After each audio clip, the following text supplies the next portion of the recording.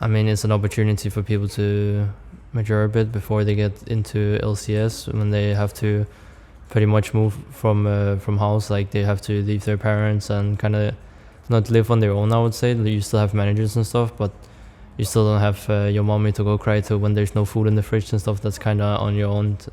I guess it's, in that regard, it's kind of a good way to have it for 17, so people kind of like mature a bit and actually get to know life a bit better than just going out and play with your friends and kind of this kindergarten style. So, I mean, so who do you cry to when there's no food in the fridge now? Hans, our manager. I mean, in the beginning of my family, like, it's very sporty family. Like, as you said, my biggest part of my family play football and former professionals as well. So, I mean, they were kind of joking, blaming me about it, that I was sitting a lot inside and that I should go out and play games. But also my mom used to say a lot about you need to go outside and spend time outside and not so much in front of the computer, because you're not going to gain anything from it. But then kind of when I started showing that you can actually make a living of it, my parents were fine with it, and kind of my whole family started to be a bit more interested, instead of having this mindset that, like, when they were young, there was just Mario playing on the Game Boy or whatever you call it, and it was just like to spend time. It was not really that you could earn anything from playing Mario, you know, so. Before I started playing on indie teams, I was going to school in Denmark, and I was playing quite a bit after I broke my arm, and I didn't really do sports anymore, and I didn't really go that much out with my friends after school. I would mainly play with them at home and talk over Skype or something, and then you would play League. And then I started getting really competitive, and I would get to rank up, and I just wanted to get higher and higher.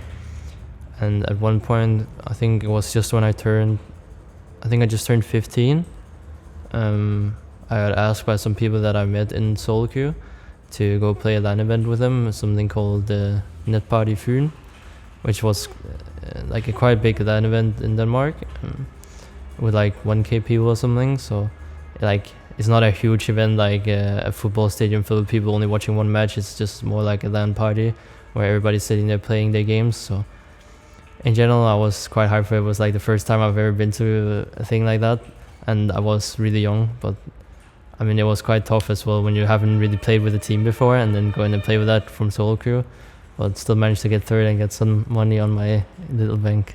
So after that, what did I actually do? After that, I played still a bit like on-off teams, a bit solo, and then I turned 16, I think.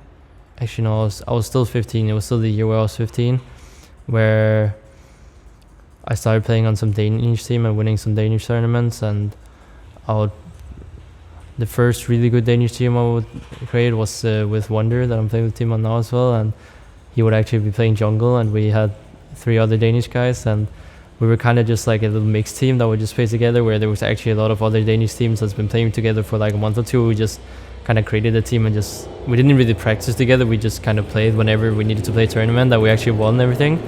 So after that, I got in contact with a lot of other people that wanted me, and then I chose to go to Recent Gaming, which was with Pinoy, who formerly played in LCS and played in the Challenger Series this year, and then Trashy as well. And we played with some people I know, Barney D and Binsu, and we were playing. That was like my first international team, and the Challenger Series just got created for the LCS.